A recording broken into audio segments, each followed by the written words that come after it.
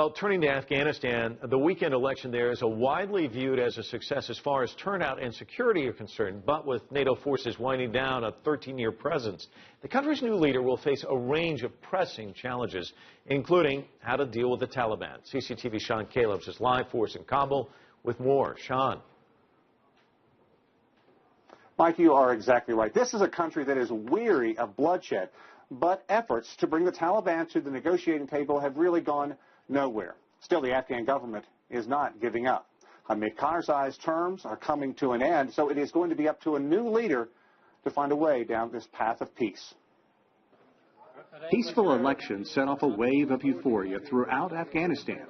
The country accomplished something many outside this impoverished nation thought impossible. But the next leader of this country must decide if and how Afghan Taliban should be brought into the Afghan government, part of a plan called reconciliation. People are calling all over, from out. Fazl K. Fazl runs a TV station that broadcasts in Pashtun, in the heart of Taliban country. A tribal leader from the city of Jalalabad and a member of the country's High Peace Council. We have proved for many, many years that Afghan people, once they sit together among themselves, I'm sure they find a way for themselves to reconcile. It has been a fitful series of stop-and-go efforts to negotiate with the Taliban. But the Afghan government remains hopeful. For those Taliban who are Afghans and they are not somehow controlled by foreign elements or those intelligence circle elements, of course there should be a way for them to leave violence and they can come and be a part of the process. Critics say the danger of working with the Taliban remains the same. How can this country be sure that they will actually put down their weapons and work toward democracy? Less than a week before the vote for the first peaceful democratic handover in Afghanistan, the Taliban claimed responsibility for an all-out assault on the entity overseeing the nation's elections, the Independent Election Commission.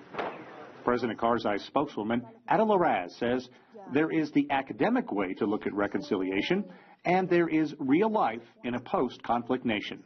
The solution is not to fight. The solution is not more bloodshed. The solution is to negotiate, to talk, to speak, and to bring peace. As Karzai prepares to leave office, he isn't getting the legacy he wants. His office is calling on Afghan Taliban to come forward to initiate talks.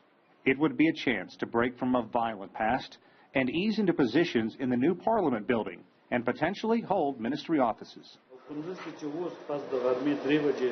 Fazl wishes Afghanistan could rewrite history and would have involved more moderate Taliban elements in discussions to rewrite the Constitution more than a decade ago. The Taliban should have been a part of this government.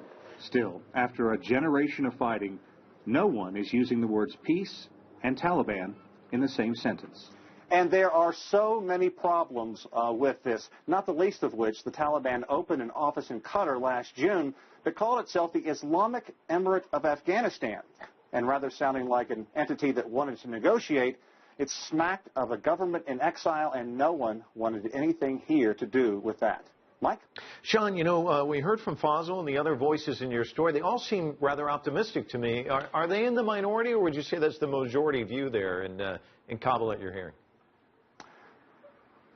I don't know if they sound optimistic as much as resigned to the fact that it appears that they're going to have to sit down with the Afghan Taliban.